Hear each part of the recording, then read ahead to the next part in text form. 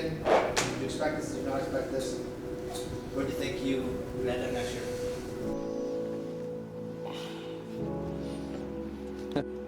All right, let's see.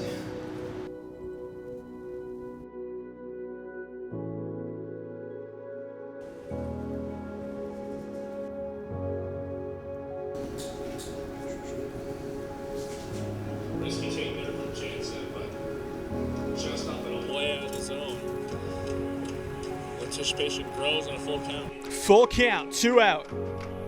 Everybody nervously watching. Everybody anxiously watching. Here it is. That's strike 3, and for the first time, the Jackfish have brought a championship to the city of Welland. 17-1, the final score tonight.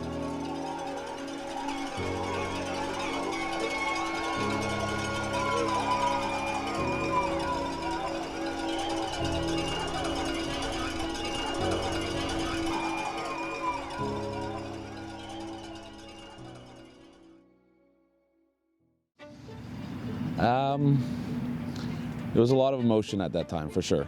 It was one of those things where nobody likes to lose. I wasn't upset. I wasn't upset when it happened. Welland deserved it. They came out, they got the momentum when it counted, and they took care of business. Yeah, that wasn't that fun. Oh, man. Yeah, our final game of 2023 obviously wasn't the ideal situation. Seeing any team celebrate a championship on your field, I think that's something you never want to see. Watching them win it on our own turf, especially after getting up 2-0, what else can you do? You just watching them win it leaves a sour taste in your mouth. Man, watching that video, I mean, it's really tough to see, you know, being up 2-0 in a series, almost 3-0, and just to change to one pitch, it's tough. There's a pit feeling in your stomach that when it's finally over, it almost essentially leaves a void, and you don't really know how to deal with that void. I think it's more to the fact that we had the 2-0 lead, had a chance to go up 3-1, and we let it slip through our fingers. I just don't think we were ready as a unit yet. Yeah, that was a tough one to swallow for sure. That was a tough one to swallow.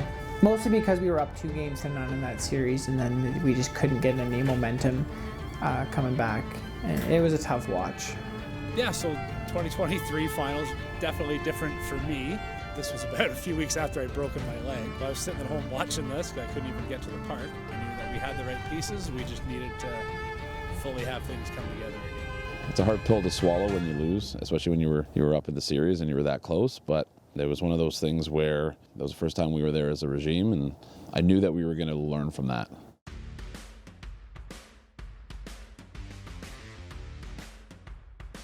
So last year you guys made it to the finals, you were so close. New season, how are you feeling going into it? Very good. A lot of new additions. I think in the 2023 season we were a good team. We weren't a great team. We didn't have many holes, but I think there was still a little bit of patchwork to be done. So 8 new additions. Where are these players coming from? If you had told me in July of 2023 that I'd be playing for the Barrie Baycats ever, I would have called you out on being crazy or something. You know, like it just, there's no chance that I ever envisioned myself playing in Barrie. Right before Game 6 of the finals, I was in attendance. I was at that game, and I talked to Matlow before that game for about half an hour. The last thing I said to him was, "Hey, give me a call if you need a left-handed pitcher next year." He said, "I'll keep that in mind," and then he called me about a month later and said, "Hey, looking for a lefty. Do you know a guy?" And so we talked about it, and then I signed the same day. So Everywhere where we seemed to be deficient, we added. Sano and Rosado were game changers for us. We picked up additions where we lacked last year. Obviously, Rosado is an absolute stud. Sano. Matlow made great moves on the pitching side. Rosado, I mean, nobody could hit that slider, you know. Sano added a lot of innings in the bullpen that we needed. And then you have Nolan McEnroe, who I don't understand it, but every time he swings that bat, I think it's going to be a home run. It's insane. Everything that comes off his bat, it's hit at 112 miles an hour. Deep fly ball to center field, back near the wall. Goodbye! It doesn't matter if it's 3 inches off the ground or 70 feet in the air. The thing is just shatter it every time. 2-2 pitch on the way. Breaking ball is launched. Oh, baby! That ball is gone! And when I say gone, it has gone a long way to right field. I also remember telling Matlow about Nike Broda. I was like, yeah, we need to get this guy. He hits baseballs hard.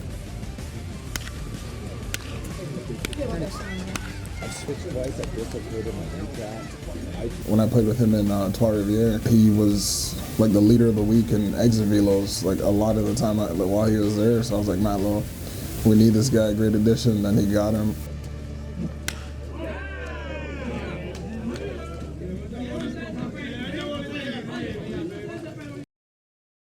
I don't think this year's team was that much different than last year's team. It was still the same core, still the same guys.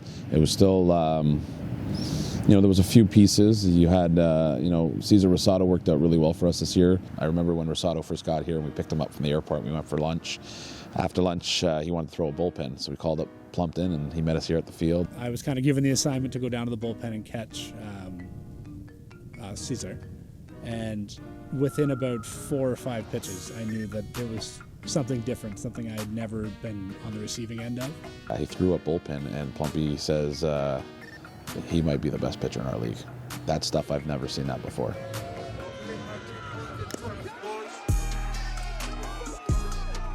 It used to be a working man's league when every pitcher used to throw 84, 85, and now you have people like Rosado throwing 95. So.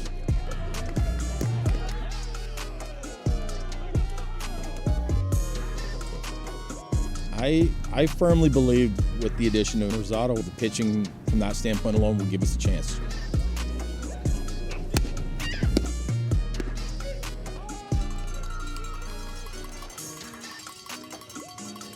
With Cesar, his pure stuff is just unbelievable. 3 pitches like that, I'm just glad he's on our team.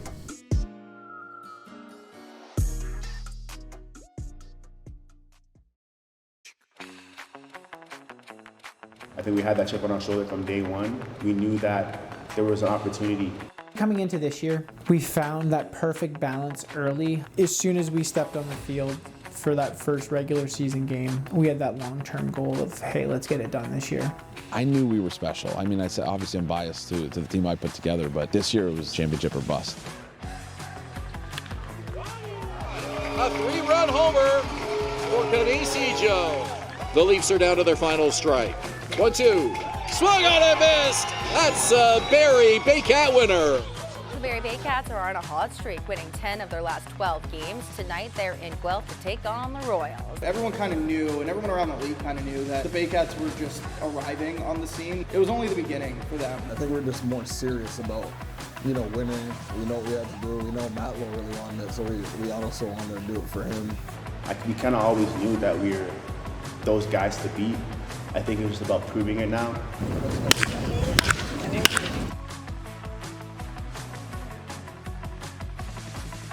Good evening, everybody. Welcome inside Welland Stadium. Happy Saturday. The Barrie Baycats did arrive just in time for baseball tonight, Brett.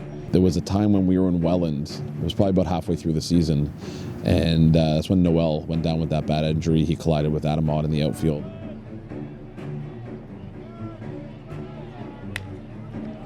Sanford gets under another one. That's into no man's land. Who's going to come up with it? It drops in! Base hit! And now the concern is the Barrie outfielders. They came in hard together and collided. Dead sprint out from Odd. Dead sprint in from McGarry Doyle. Ejo peeled off.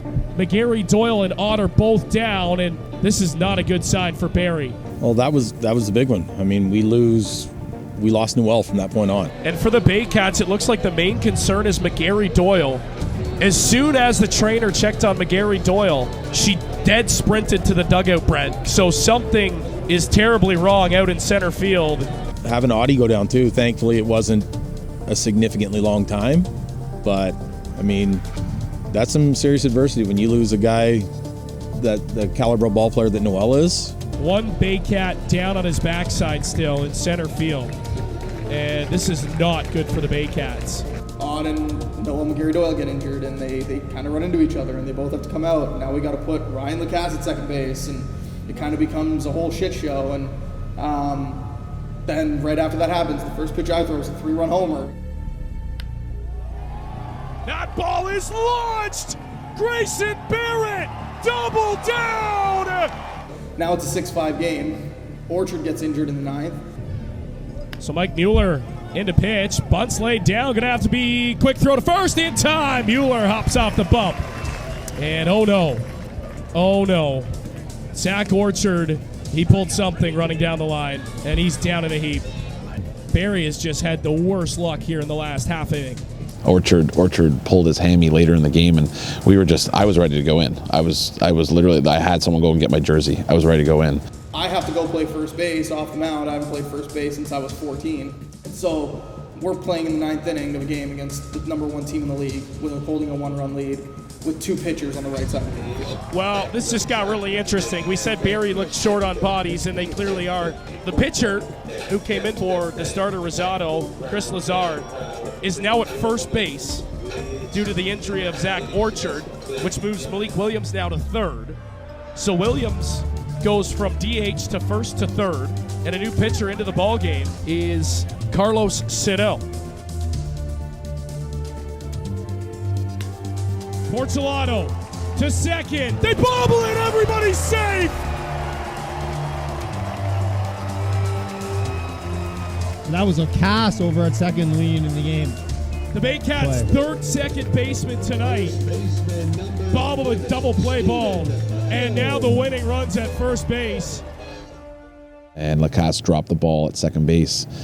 I mean, he's a pitcher, right? So, and then it got another ground ball. Sanford hits it on the ground to second base. It's picked up. Throw to first is in time. The last out of the game was a ground ball to Ryan Lacasse that was thrown to me. So you had a pitcher throwing it out to a pitcher to win the game. It was ironic that you had Ryan Lacasse to Christian Lazar, a 4-3 putout to win a ball game. And they get Sanford at first, and the Baycats tightrope their way to a win here tonight over the Welland Jackfish. What a baseball game that was.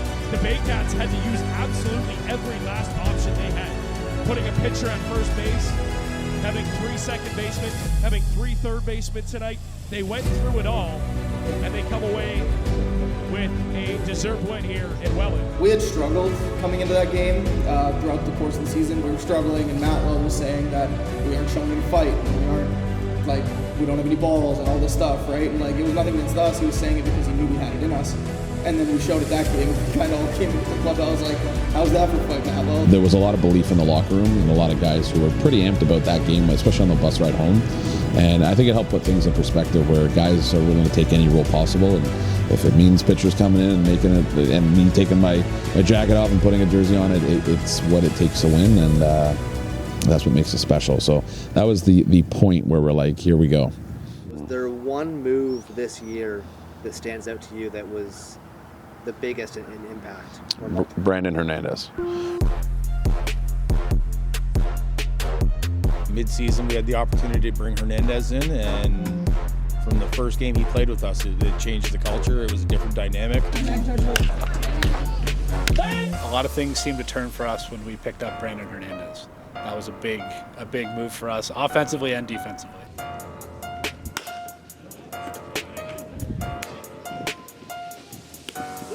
Hernandez coming in, he was just an absolute stud, man. He's a freak.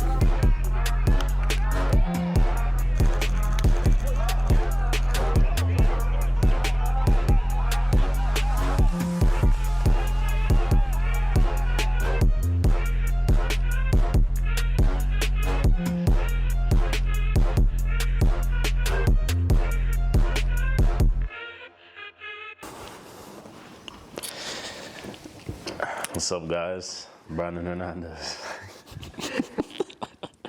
So I grew up here in Montreal, was born and raised here. Around when I was 15, I actually left high school over here to move to the Dominican Republic to start my baseball journey for real, I guess you could say. I stayed truthful to myself, stayed like faithful to what I wanted to do and what I wanted. And I ended up getting a contract with the St. Louis Cardinals. Played with them in their farm system for about 5 years, and got released last summer in July. Matt Lowe hit me up and we worked something out, and I ended up I came to Barrie, became a Baycat in I believe July. Coming into the last couple weeks this season there, I feel like the team just kind of slumped. Payano sets. The 1-2 pitch. Swing and a miss, strike three. Victor Payano comes in and shuts the door for the majors. They take down the Baycats. I felt like we were losing a lot of tight ball games, a couple blowouts too in there. Another 0-2 pitch to Brandon Hernandez. Waving a miss, he got him. Danny Garcia strikes out the side to close out a 7-1 win for the Kitchener Panthers. And that Barrie Baycats loss means the Welland Jackfish are yet again IBL pennant winners for the second consecutive year. I think at that time we were like grasping for straws. Like there was definitely some frustration in the clubhouse. We were playing .500 baseball at that time, leading into playoffs. First pitch to Brandon Hernandez is on the ground, up the middle. Tough play for Goodwin. He scoops it up, and throw is in time to get him. An incredible comeback effort by the Chatham-Kent Barnstormers. 3 runs in the top of the 9th inning to take this one from the Barrie Baycats by a score of 5-3. 2 weeks away from playoffs, you're kind of burnt out. You're looking for a spark. You're looking for anything at that moment in time, and I just personally felt like we didn't have it. Towers calls for time and then gets hit. Or, no, it went behind him. And now, here come the benches.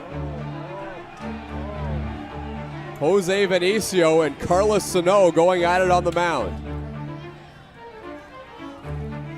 Charlie Towers tried to step out. Time was not granted, and then Sano just threw at the head of Charlie Towers. Josh Matlow having to be restrained, the Barrie Baycats coach. And this thing is boiling over a little bit here at Dominico Field. Cast comes set, the pitch. Low, ball 4. The Toronto Maple Leafs walk it off in incredible fashion. They win 10-9 in a barn burner game against the Barrie Baycats. And I mean, this game had a little bit of everything. And what could be a fantastic preview to a playoff match between these two squads. You know, first round can go either way. Toronto wasn't a typical 7 seed. No way. We knew that going in. So Toronto, interesting story. They had some struggles early in the year, and then towards the end of the year, they started playing really good baseball. Toronto is not a team to play with. They have a lot of experience on that team. They're very confident. Everything should be okay here. Why let them get fired up? A line drive into the glove of the second baseman, Roy Sando. That is the ball game. We handled them nicely in game 1. Game 2 was arguably the best atmosphere we've ever been a part of in all my years in the IBL. The love of the game brought John Salazzo back, and he's had a great year, hitting over 300 in the regular season for Toronto, second in the IBL in home runs. And this time he drills it to center field, high and deep. Canisijo back at the wall, and he makes a great catch. Inches from taking one away from John Salazzo in center field. When that ball went to center field, I thought it was a good piece. I thought it was gonna be like close, 100%. And then Kaniz just jumped up and grabbed it. That set the tone. I wish somebody got our reaction. I was losing my mind. The players were out on the field. Like it was mayhem. Name a better defensive center fielder in the league. Defensive outfielder in the league.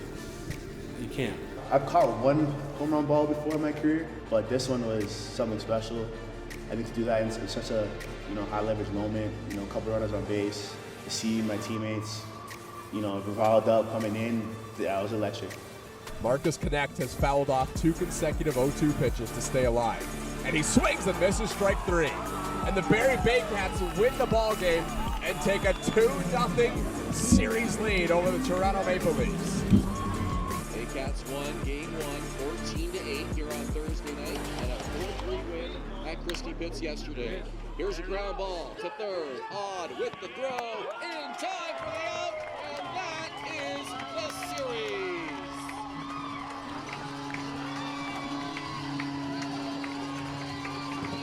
The crowd here at Vintage Throne Stadium on their feet to salute the Barrie Baycats, who for the first time since 2021 clinch a playoff series in front of their home fans.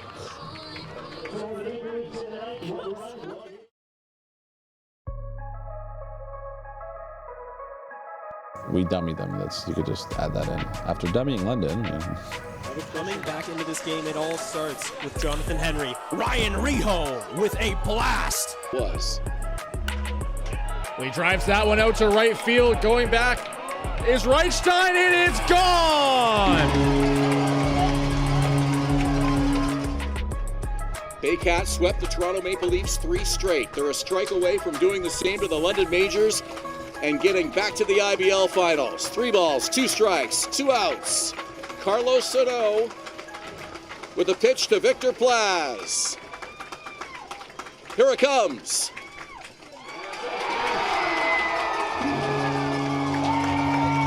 The IBL Championship Series is coming back to Barrie. The Baycats sweep the Maple Leafs, sweep the Majors, and it's back to the finals in 2024.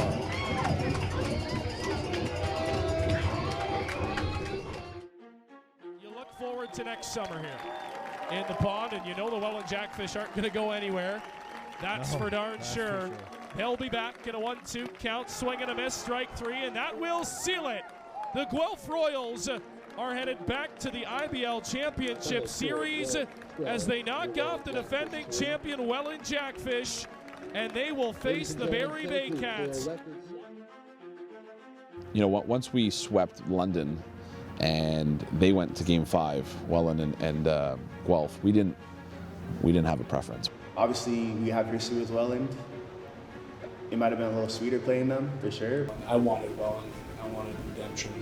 I'd be lying to you if I said we didn't want to play them a little bit, just to enact revenge. There was some hoping for Welland for that revenge. We knew it was going to be a hard matchup either way. Have you ever been in a game quite like Game 1 of the IBL Finals?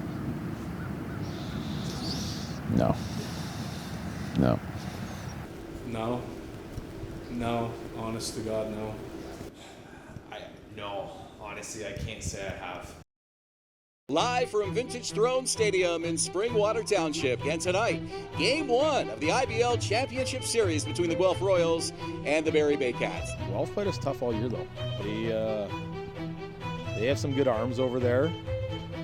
They've pitched us tough, and I think that was the difference between Welland and Guelph. It's been a pretty special run so far for the Barrie Baycats here in 2024, and the postseason has gone their way start to finish. 6 consecutive playoff wins. They have not trailed in any game for 54 consecutive innings, and again tonight, Julius, a chance to open up a series in front of their own fans here at home. Well, they were 16-5 in the regular season at Vintage Throne Stadium, and they've swept through the playoffs, like you mentioned. 85 hits across those 6 playoff games so far, so the offense has been firing on all cylinders. Now their opponent, the Guelph Royals, are playing their best baseball right now. They just knocked off the defending IBL champs from last year, the Welland Jackfish. Not a lot of celebration after the game. You can tell this ball club is all business, but now that they've beaten the champs, they've got to be feeling like no opponent is unbeatable for them. Well, absolutely. Dino Ramel, their manager, with all the championship experience over his loads of time in the IBL. Guelph is a great team, built really well. Kudos to Dino for putting that team together. Pitching wins championships in this league, and they had it. They had exactly what they needed.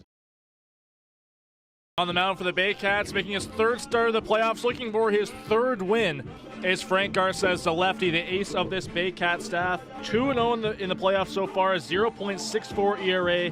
He's averaged 7 innings to start during the playoffs. 1-1 pitch. It's hit a long way to left field. High, deep, and gone. A solo home run for Garrett Takamatsu, and the Royals are on top, 1-0 here in the second. On the ground to second, could be two.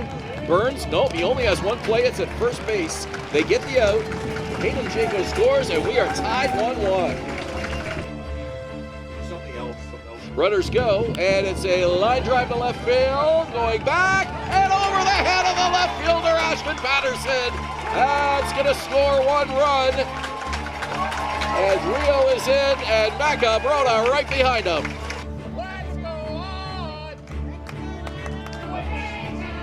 Another 3-2 to Odd.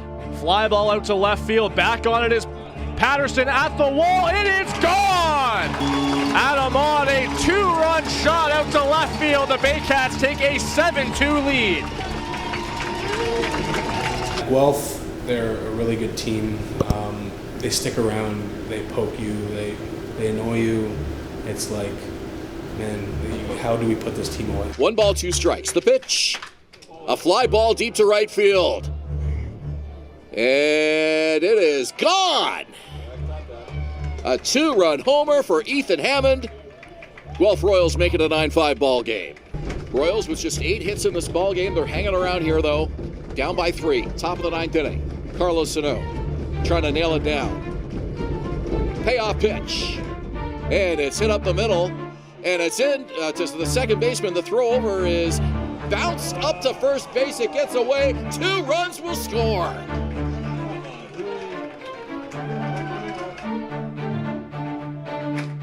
One-oh pitch. And it gets to the backstop. Here comes the runner. The game is tied.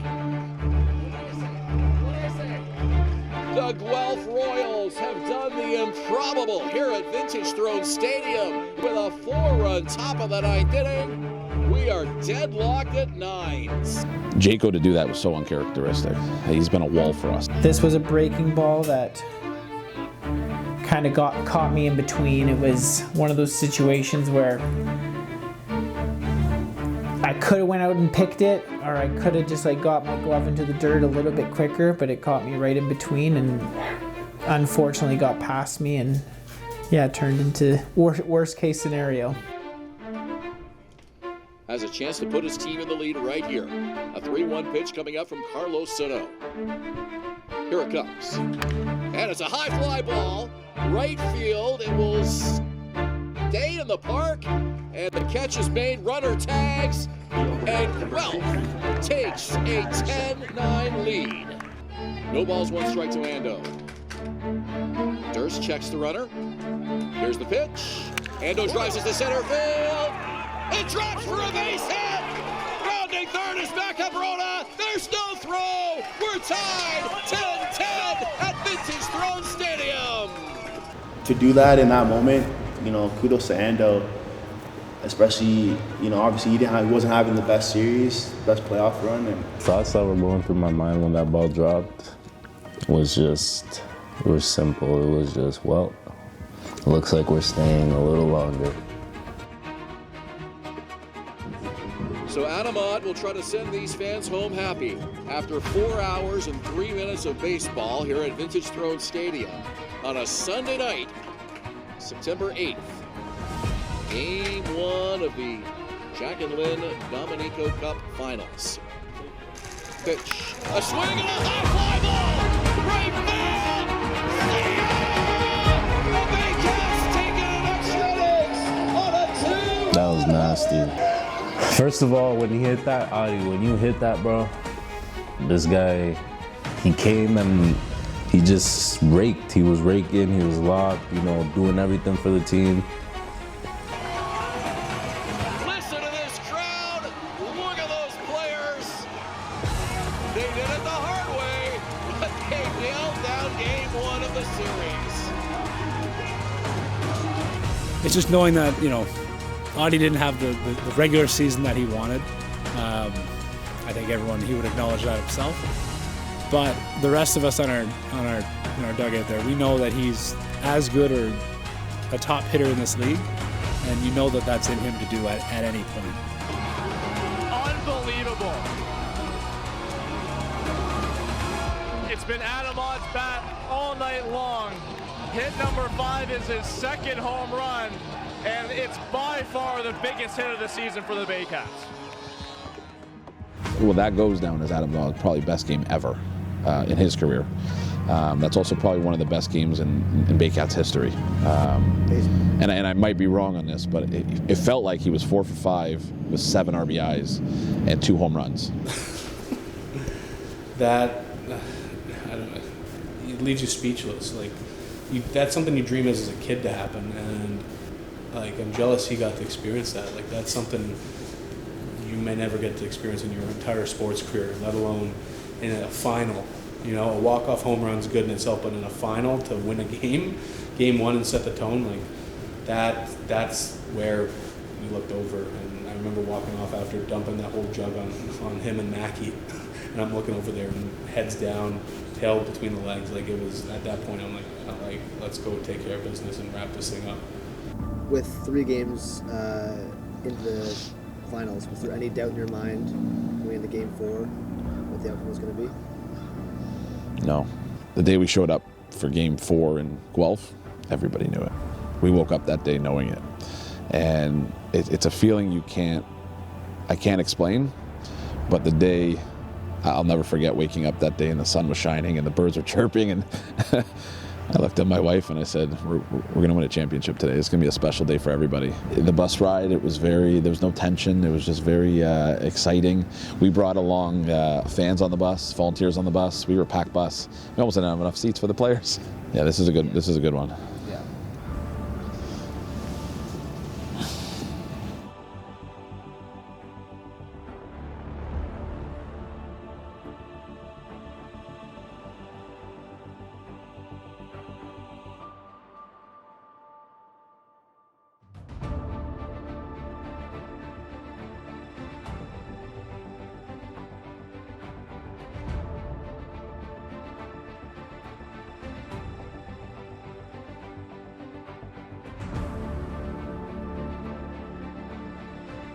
Franklin Torres, who spent nearly 8 years in the Los Angeles Angels farm system, looking for his big moment. That one high. It's playable though. The catch is made. Kinesijo. The Barrie Baycats are IBL champions for 2024. Barrie has won their 8th and their first since 2019. They have swept the postseason. Sweeps against the Maple Leafs, the London Majors, and now a 4-game sweep of the Guelph Royals. It's the first time that has been done in the IBL since 2017. A 6-2 victory caps it off as we will get set for the trophy presentations. As you see the tables start to go out onto the field, the Baycats flag rounding the bases as once again the Barrie Baycats are IBL champions. The Baycats have reached the mountaintop last year. So much heartbreak in the organization after losing such a tough final against the Welland Jackfish. While the Demons have been exercised, the Barrie Baycats are back on top. Make it number 8 all time.